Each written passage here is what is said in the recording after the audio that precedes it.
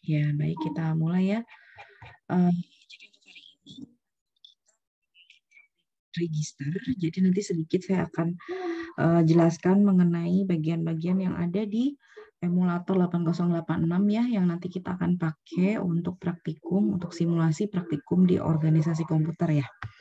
Nah, ini penjelasan sedikit mengenai bahasa assembly ya. Jadi bahasa assembly ini kenapa sih dipilih gitu ya? Karena memang bahasa assembly ini merupakan bahasa level rendah gitu dari bahasa pemrograman. Nah, untuk bahasa pemrograman yang paling update, nah ini teman-teman akan dapatkan di mata kuliah algoritma dan pemrograman gitu ya. Untuk yang sebelumnya apa namanya dulu sempat kayaknya Pascal gitu ya, kemudian berubah jadi bahasa C. Nah yang sekarang kalau nggak salah pakai Python ya, kalau nggak salah ya sudah diajarkan kan ya sama Bu Selvi pakai Python karena memang si Python ini banyak apa ya banyak selain mudah gitu ya selain mudah digunakan tinggal instruksi-instruksinya nggak panjang nggak ribet kalau dibandingkan Java atau bahasa pemrograman yang lainnya.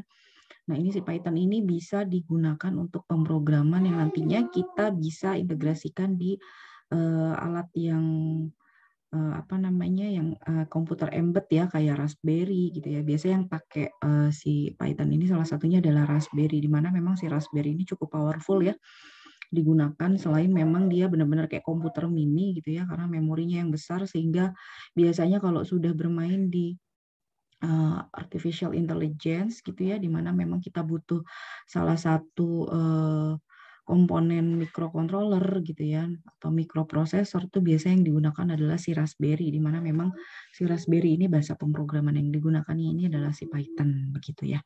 Nah, ini tetap kita pelajari untuk si assembly karena memang dia bahasa level rendah gitu ya dari bahasa pemrograman. Jadi intinya dia tuh ini ya dasar dari semua bahasa pemrograman karena memang dia paling rendah. Jadi tetap kita perlu kenapa yaitu tadi supaya kita tahu dan paham asal mulanya dari sistem komputer seperti apa sih gitu ya bisa sampai seperti sekarang biasanya untuk yang sekarang sedang ada gitu ya kalau nggak salah kalau dulu 8086 ini mulai dibuka gitu tanda kutip yang kemudian bisa digunakan untuk proses pembelajaran ini setelah sekian puluh tahun ke depan gitu ya. Nah kalau yang sekarang mungkin yang eh, kita sekarang pakai kan Intel misalkan i7 gitu ya ini mungkin nanti setelah teknologi ini mulai ditinggalkan baru bisa digunakan untuk dipelajari gitu ya di skala pendidikan biasanya seperti itu. Nah baik, nah sebelumnya mungkin sudah dijelaskan mengenai arsitektur dan organisasi komputer begitu seperti apa yang yang pasti yang harus dipahami adalah terkait dengan apa fungsi bagian-bagian dari komputer, kemudian organisasi atau kaitannya antar masing-masing komputer. Nah, ini seperti apa gitu ya. Nah, ini secara umum seperti yang ada di samping ini gitu ya bahwa memang beberapa komponen komputer yang paling utama yaitu di sini diantaranya adalah RAM, kemudian CPU atau Central Processing Unit atau prosesor, di mana di sini kita akan gunakan untuk praktikum Orkom ini adalah simulasi menggunakan emulator 8086 gitu ya, di mana memang 8086 ini termasuk prosesor awal-awal sekali gitu ya, pernah ada yang dikeluarkan oleh si perusahaan-perusahaan penghasil prosesor, diantaranya Intel dan lain-lain. Kemudian ada juga device yang kemudian bisa digunakan, ada monitor, keyboard, dan lain-lain gitu ya, yang kemudian semua komponen ini harus terhubung ya dengan yang namanya sistem bus gitu ya. Sistem bus ini yang kemudian menghubungkan antara satu komponen dengan komponen lainnya. Kalau di tubuh kita mungkin yang menghubungkan satu bagian dengan tubuh lainnya itu adalah syaraf gitu ya komponennya gitu. Jadi itu penting sekali yang sistem bus yang ada di komponen atau di bagian dari komputer itu sangat penting. Salah satunya adalah si sistem bus. Nanti kita akan bahas di perkuliahannya juga. Nah, kemudian yang berikutnya di sini kita akan bahas mengenai interrupt. Ya, interrupt ini apa sih gitu ya. Nah, secara arti kan dia interrupt itu kan perintah gitu ya atau kalau misalkan kita definisikan secara luas, nah si interrupt ini berupa permintaan khusus gitu ya. Permintaan khususnya ini akan disampaikan ke siapa? Ke bagian yang namanya prosesor begitu ya. Jadi kalau misalkan tubuh kita, nah ini sebelum tangan kita melakukan respon, misalkan mengambil satu barang gitu ya. Nah ini sebenarnya harus ada proses dulu di otak kita begitu. Sama juga dengan prosesor gitu ya. Ketika ada satu permintaan yang diinputkan, yang kita inputkan, nah maka yang akan dilakukan oleh prosesor adalah memproses dulu gitu ya data dan permintaannya ini apa sih gitu ya. Makanya di prosesor itu atau di memori itu juga yang tersimpan tidak hanya satu data atau informasi, tapi juga ada apa namanya perintah, program dan lain-lain gitu ya disimpan di sana. Nah kemudian di IBM PC ini ada yang namanya dulu awal-awal sekali dikeluarkan ini ada 256 interrupt gitu ya, di mana nomornya itu dari 0 sampai 255. Nah, masing-masing nomor interrupt ini punya apa ya? Punya tugas atau punya kode masing-masing. Misalkan 0 ngapain sih? Interrupt 2 ngapain sih dan seterusnya, beda-beda. Nah, nomor interrupt ini kan 0 sampai 1 FH. Kita biasanya memang untuk komputer ini pakai yang heksadesimal sana gitu ya. Di mana untuk dari 0 sampai 1 FH ini disediakan oleh satu komponen yang namanya ROM BIOS. Sementara nanti ada satu program yang kemudian menghandle atau mengelola intinya ya satu interupsi namanya interrupt handler. Begitu. Nah, kemudian di sini ada beberapa hal mungkin yang nanti kita langsung ke tabelnya, di mana secara umum ada dua. Jadi dari 256 itu dibagi dua, di mana di sini dari 0 sampai 1 FH yang tadi yang disediakan oleh ROM BIOS tadi. Nah, ini lokasinya ada di interrupt vector tabel. Nah, alamat absolutnya dari 000H sampai 007FH.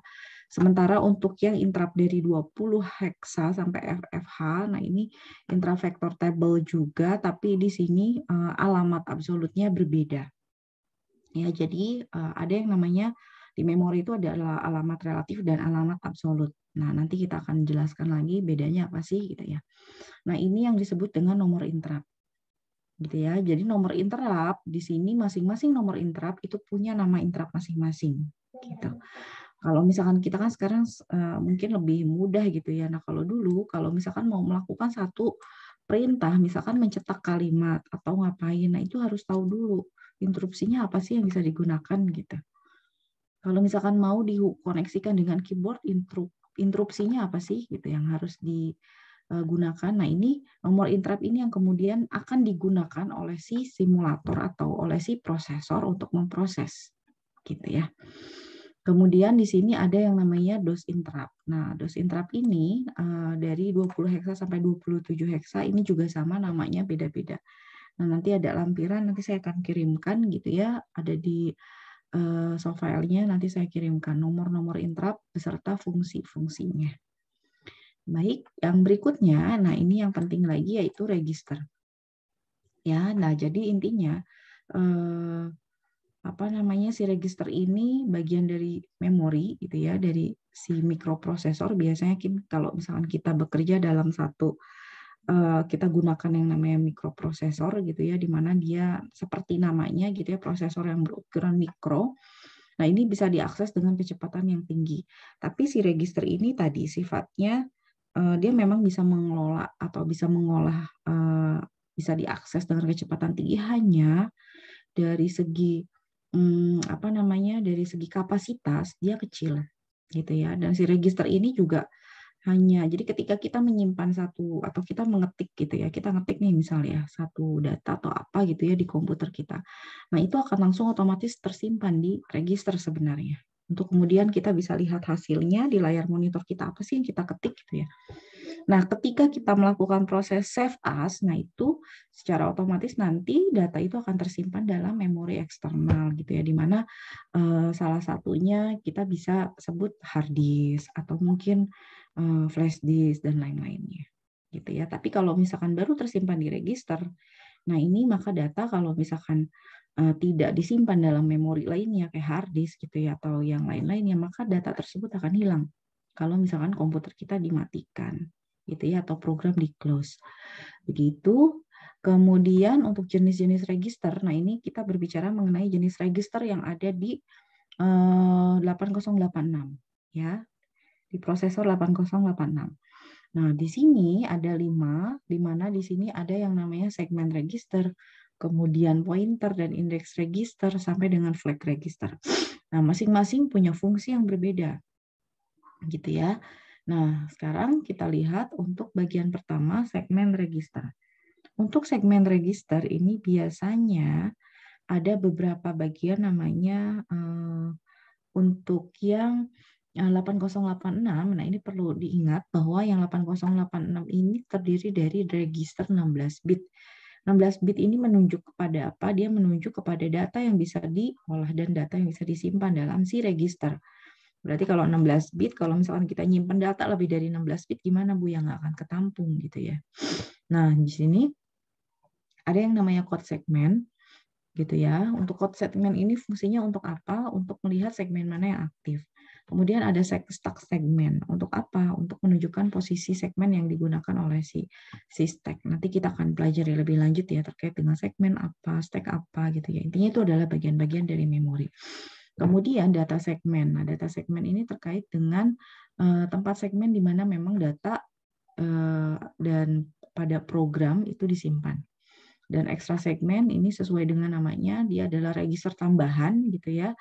Artinya kalau register tambahan ini dia kayak bonus sehingga memang tidak ada tugas khusus sebenarnya, tapi dia bisa juga digunakan untuk menunjuk suatu alamat di satu memori. Misalkan alamat memori video, nah itu bisa. Oke, itu untuk segmen register. Yang kedua, untuk pointer dan index register. Nah, kalau misalkan yang tadi segmen register, maka belakangnya segmen. Jadi CS, SS, DS, ES, yang belakangnya SSS itu berarti segmen register. Nah, kemudian kalau yang berikutnya ini pointer dan index register. Ya, kalau yang belakang I berarti dia index register. Kalau yang belakangnya P berarti dia pointer register. Ya, masih sama, kita masih membahas pada register 16 bit. Untuk yang SP atau stack pointer, nah ini nanti punya fungsi yang berbeda-beda gitu ya. Kayak misalkan untuk stack pointer menunjukkan alamat dari stack. Kalau base pointer untuk mencatat alamat yang ada di satu memori. Gitu ya, tempat data kita disimpan. Kalau source index, nah ini untuk mengakses secara langsung gitu ya pada alamat di memori yang ditunjukkan oleh si kedua register. Ada source index sama destination index. Nah, untuk yang register 32 bit salah satunya ini yang 80386 gitu ya. Kalau sekarang yang kita nanti akan gunakan ini kan 8086. Dan dia adalah register 16 bit. Tapi kalau yang 80386 ini adalah register 32 bit gitu ya, di mana dia memiliki beberapa register diantaranya ESP, EBP gitu ya, ESI. Jadi yang tadinya cuma SP, BP di bagian pointer dan index register ini ditambah jadi ada E-nya. Gitu ya. Nanti kalian coba cari kira-kira kalau yang 64 bit ini apa aja sih gitu ya, apa sih pointer dan indeks registernya gitu ya. Nah, kemudian yang berikutnya ini general purpose register. Nah, ini nanti kita cukup banyak gitu ya memakai yang namanya general purpose register di AX, BX, kemudian CX sama DX.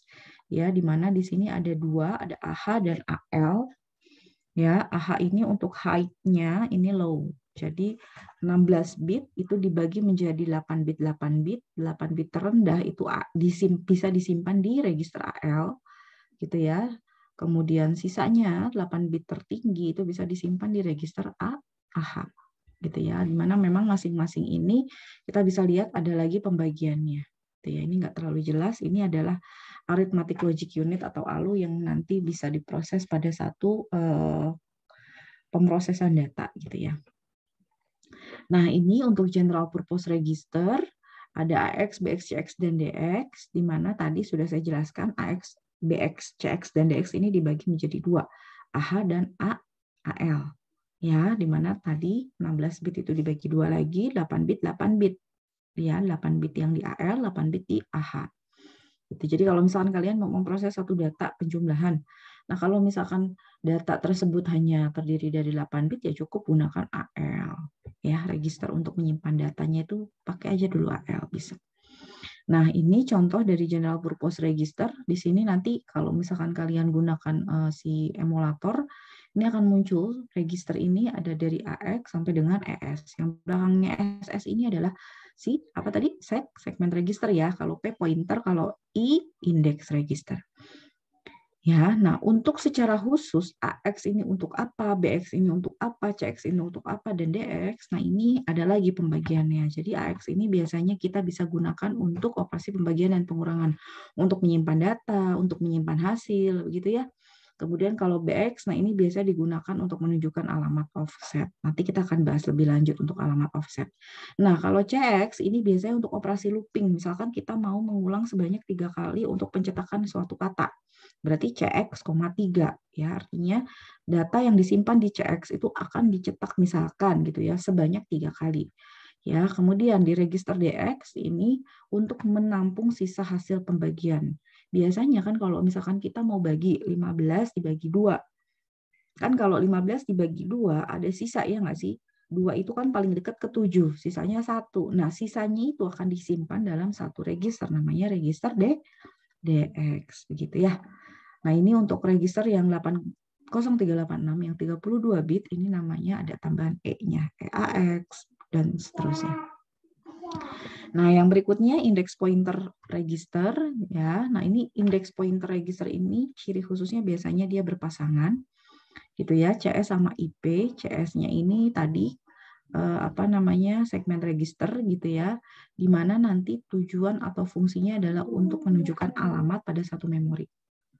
Kemudian untuk yang 80386 ini ada yang namanya register gitu ya, EIP gitu ya. Jadi yang IP tadi semua kalau yang 80386 atau yang 32 bit ada tambahan di depannya itu huruf E. Ya. Kemudian satu lagi flag register. Nah, ini flag register ini banyak gitu ya, di mana memang sebenarnya flag register ini hanya menunjukkan keadaan 1 0 saja ya atau tidak. Ya 1 misalkan 0 tidak gitu. Ya, dia bisa mencatat sampai dengan 16 keadaan karena memang ada 16 bit kan tadi ya posisinya. Nah, untuk yang 8088 ke atas di sini ada flag register gitu ya, 8088, 808 6 di sini kita bisa lihat flag register ini nilainya hanya 0 dan 1 saja. Tapi masing-masing dari flag register ini punya fungsi masing-masing gitu. Ya.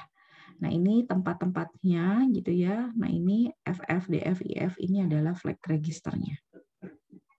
Ya. Kalau ini posisinya atau nomor-nomornya. Nah, ini contoh-contohnya ada yang namanya overflow flag, kemudian ada carry flag. Nah, biasanya kalau misalkan kita sedang melakukan operasi pengurangan, lalu ada borrow atau minjem, misalkan kan 14 dikurangi 9. 4 kurangi 9 kan nggak bisa dong, harus minjem dong, ya kan?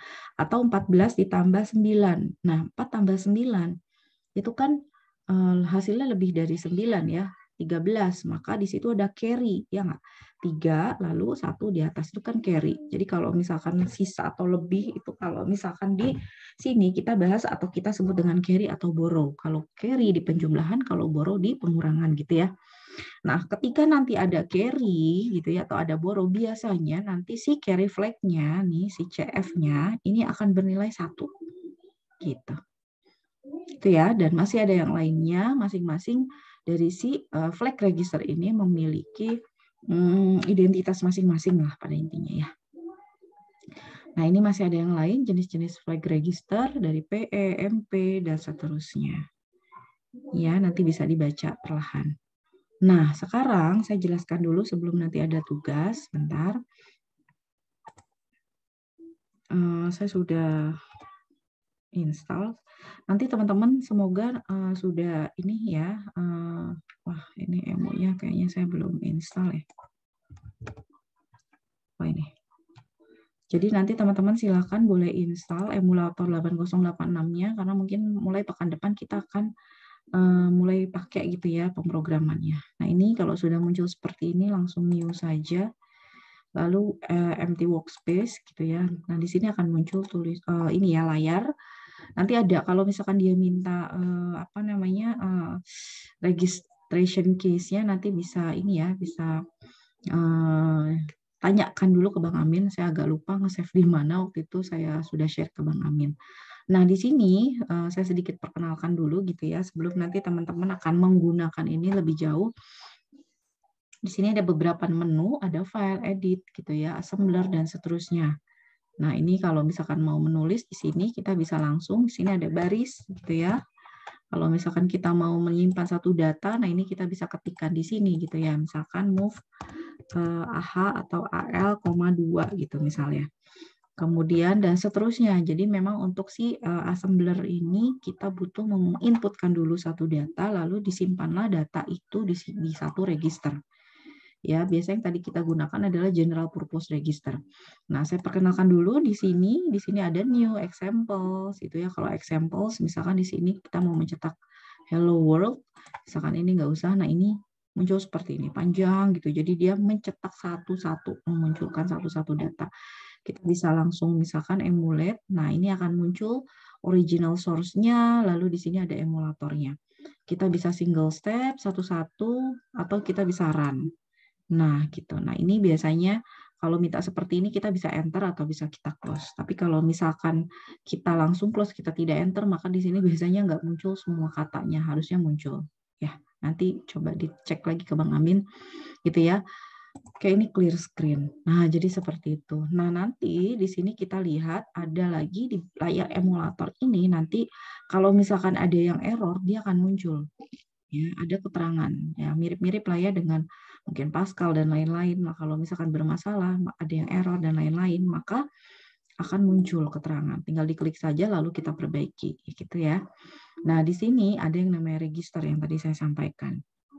Gitu ya. Data akan disimpan di sini. Nah, misal nanti saya akan coba lagi, kemudian di sini misalkan ini ada CS, kemudian apa namanya, pointer, yang lain-lain gitu ya, ada macam-macam. Di sini kita bisa klik ini untuk screen gitu ya, ada berapa karakter di situ sudah ada. Lalu untuk source-nya ini original source, jadi ketika di emulate bisa single step, bisa run single step berarti satu-satu, maka di sini akan muncul sebenarnya ya, kuning itu dia akan muncul di situ. Ya, kemudian yang berikutnya di sini ada reset nggak usah, aux ini di sini ada memori ALU gitu ya. Untuk memori bentuknya seperti ini, bentuknya adalah RAM, random access memory. Kemudian untuk yang berikutnya di sini ada arithmetic logic unitnya gitu ya, dari satu prosesor. Kemudian di sini ada variabel juga. Nah, ini variabel juga bisa kita gunakan kalau misalkan data yang kita gunakan atau kita mau masukkan satu variabel. Ada beberapa yang bisa kita gunakan gitu ya untuk mempermudah proses input data, atau misalkan kita mau menginputkan lebih dari 16 bit. Nah, itu kita bisa gunakan variabel. Untuk debug nggak usah, kalau stack nah bentuknya seperti ini. Gitu ya.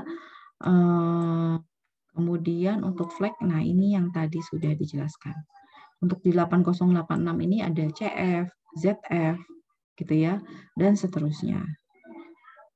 Nah, kemudian di sini saya coba misal saya new gitu ya. Nah, di sini kalau misalkan ada kita akan masuk misalkan AL, 2 gitu ya. Nah, di sini maka angka 2 akan masuk ke 0,5. Nah, ini 2 sama 5 ini kita akan tambahkan misalkan ya ADD AL, AH. Nah, kalau kayak gini berarti kita akan menjumlahkan nilai 2 dengan 5 dan akan disimpan di register AL. Nah, kalau misalkan kita mau menuliskan keterangan, nah dikasih titik koma penjumlahan. Ini bisa langsung diemulate sebenarnya. Nah, seperti ini ya. Nah, kalian bisa perhatikan AL, 2. Nah, ketika kita single step, maka 02 ini akan tersimpan di AL. Di register AL. Karena di sini AX ini terbagi menjadi 2.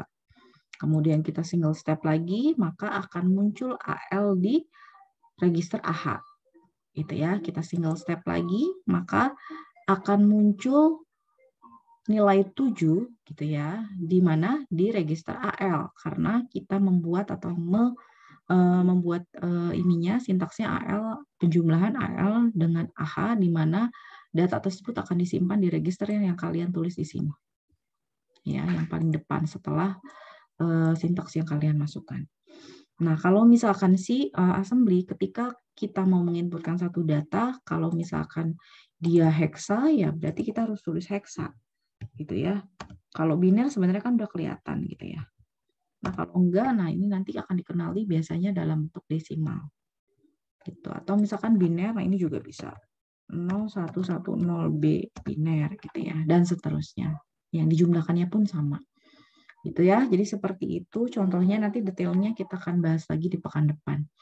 Ya, ini untuk membuka, lah ini example lebih banyak. Jadi kalian bisa juga sih mau buat program untuk ada traffic light, kemudian yang lain-lainnya, ada more example gitu. Yang paling mudah yang hello world. Lalu untuk saving di sini bisa saving gitu ya. Kalau mau di-compile dulu boleh filenya gitu ya. Kemudian di sini juga ada kalkulator, di mana di sini ada desimal, heksa, okta, biner gitu ya. Jadi kalau misalkan bingung juga kalian bisa langsung sih, nggak usah manual gitu ya. Begitu. Untuk option ya ini ya hanya apa namanya size dan lain-lainnya saja gitu ya. Set font misalnya fontnya kecilan Bu kayak tadi, berarti di option.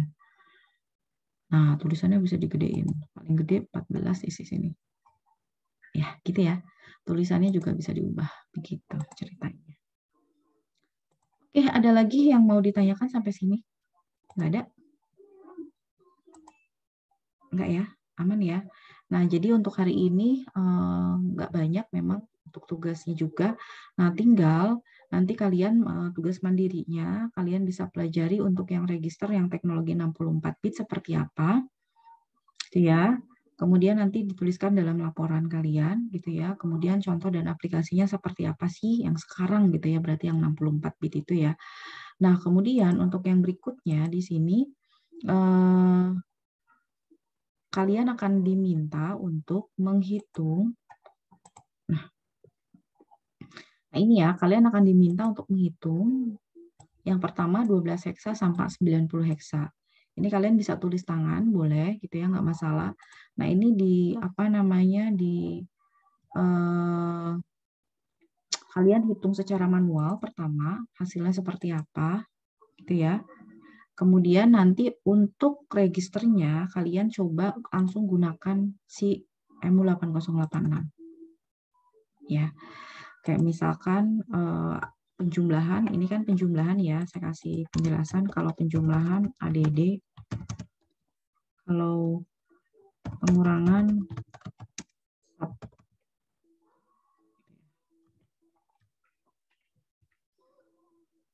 nah, nanti kalian tinggal dicoba di sini gitu ya, seperti yang tadi saya sudah coba, misalkan move gitu ya, kemudian apa tadi AL, 2 gitu ya, kemudian move, kemudian AH, 5 gitu ya, kemudian ADD langsung aja seperti ini gitu ya, AL, AH gitu ya. Kemudian di sini kalian nanti tinggal langsung emulate saja, lalu nanti tinggal ditunjukkan hasilnya gitu ya.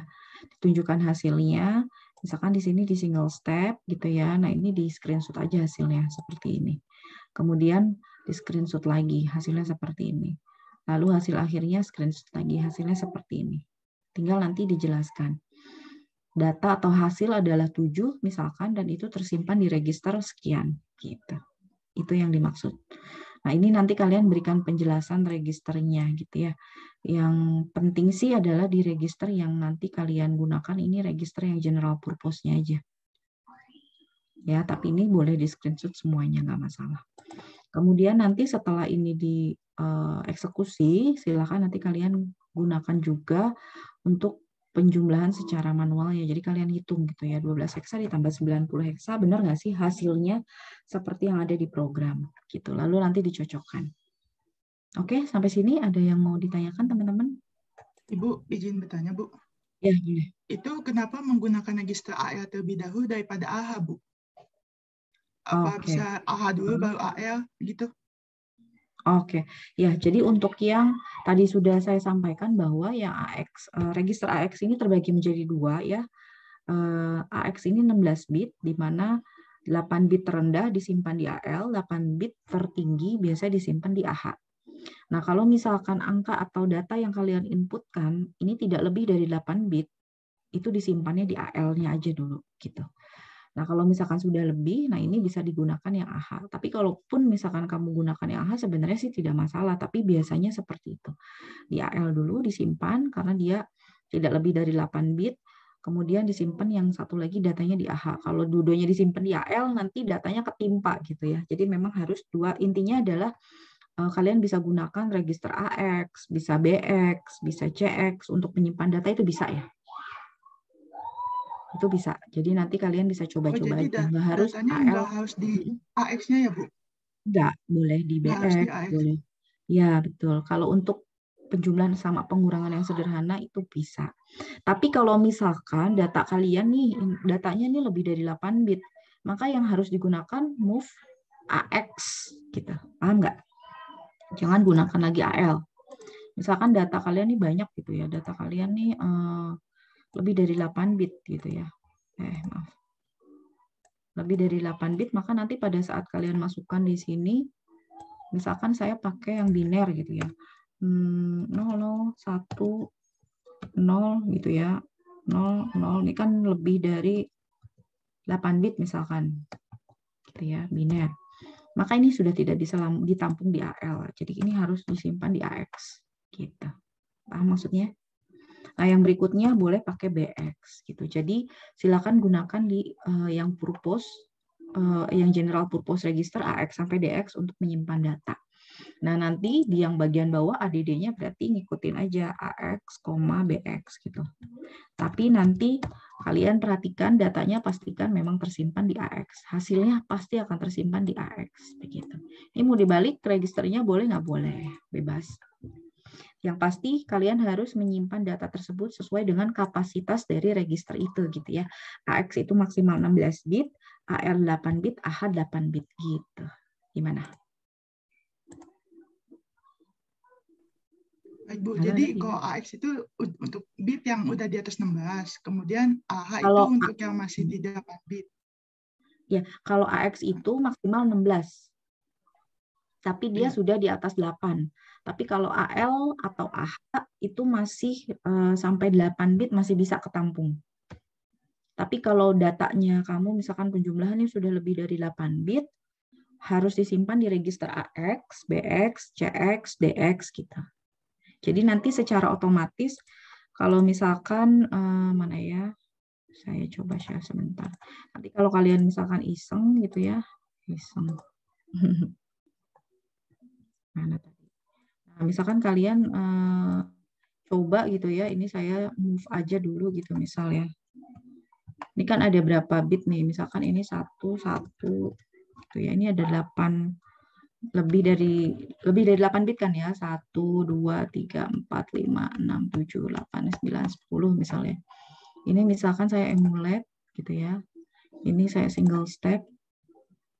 Nah, ini AX-nya ini adalah konversi dari 1 bla bla bla biner.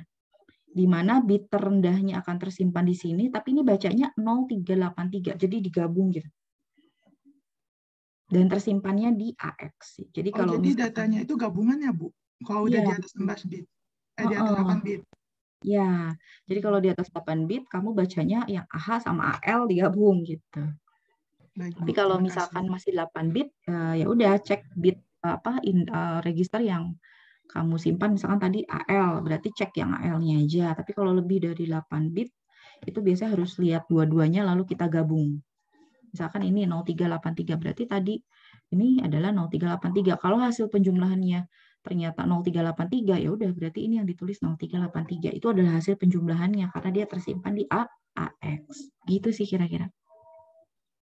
Bu, terima kasih. Ya. Untuk laporannya itu seperti apa ya, Bu? Bentuknya? Gimana? Untuk bentuk laporannya seperti apa ya, Bu, nanti? Bentuk laporannya? Ya. Laporannya nanti seperti ini aja, apa namanya, teman-teman buat format, ada covernya biasa aja gitu ya, lalu nanti hasil dari yang tadi aja, yang di PPT aja langsung dibuat. Nah ini ya, untuk pembahasan. Jadi langsung aja tugas, lalu nanti kalian langsung buat hasilnya gitu ya. Misalkan jelaskan mengenai register, ya udah langsung masukkan. Cuma ditambahkan di bagian awal ada covernya. Kalau Bang Amin udah ngasih format ini belum, laporan belum, maaf? Belum, Bu. Oh belum, oke. Udah nanti tolong tanya lagi ke Bang Amin ya. Nanti saya juga ingatkan. Saya udah ingetin juga lupa kayaknya. Nanti tolong diingatkan lagi gitu ya. Biasanya Bang Amin japri mungkin ininya ya apa namanya PJ-nya gitu ya. Biasanya suka dijapri atau dia yang japri gitu ya. Jadi kalau yang ini laporannya langsung aja dari pertanyaan ini tulis selengkap-lengkapnya informasi yang kalian ketahui gitu ya dari nomor 1 sampai nomor yang bagian nomor 2 gitu ya. Nah, ini hasilnya silakan nanti boleh diskusi sama teman-teman yang lain ya. Kalau misalkan ada yang enggak apa namanya, ada yang bermasalah, nah ini boleh di ini ya, boleh ditanyakan. Oh iya, ini kayaknya ini nggak usah deh, ini saya hapus ya. Ini soalnya kegedean yang pertamanya. Oke.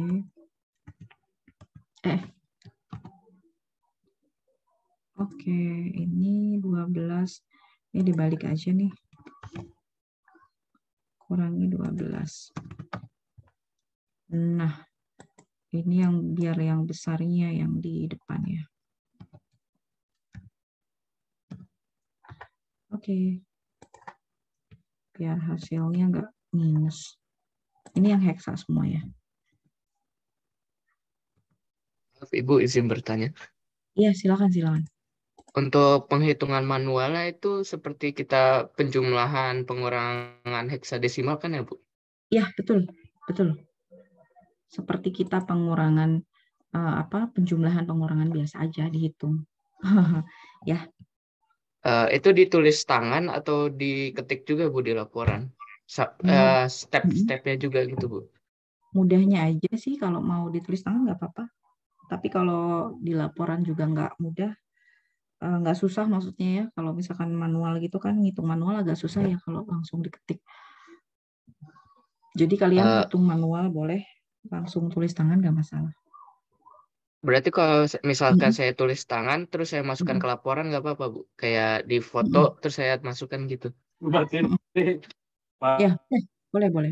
Nggak apa-apa, nggak masalah. Boleh. Izin bertanya lagi, Bu. Untuk Iya, AH-nya itu diketikannya menjadi 10H atau AH saja, Bu, tetap? Kalau yang di mana nih? Heksa. Iya, yang di heksa. Langsung AH. Kalau misalkan dia bentuk, ya. Kalau misalkan di emulator 8086 itu langsung AH. Jadi di belakangnya ditulis heksa ya, ada H-nya ya. Ada H-nya ya. Baik, Bu. Terima kasih, Bu. Iya, oke. Sama-sama. Nanti sambil kalian cari. Nanti untuk penjelasan detailnya baru pekan depan sih. Jadi ini untuk ini aja apa namanya, untuk permulaan supaya kalian tahu posisi register atau hasilnya bagaimana. Oke, begitu. Aman ya sepertinya. Nanti untuk di Evita itu juga ada materi, PPT dan penjelasannya. Kalau misalkan memang masih ada yang mau ditanyakan, nanti boleh lanjut di grup. Kayaknya ada yang mau ini juga ya, lanjut kuliah, biar ada space waktu. Itu aja mungkin dari saya. Selamat belajar gitu ya, akhir pekan tapi tetap belajar gitu ya. Tapi semoga semoga tetap semangat gitu ya untuk menyelesaikan tugas-tugasnya dan menyelesaikan semester ini. Oke?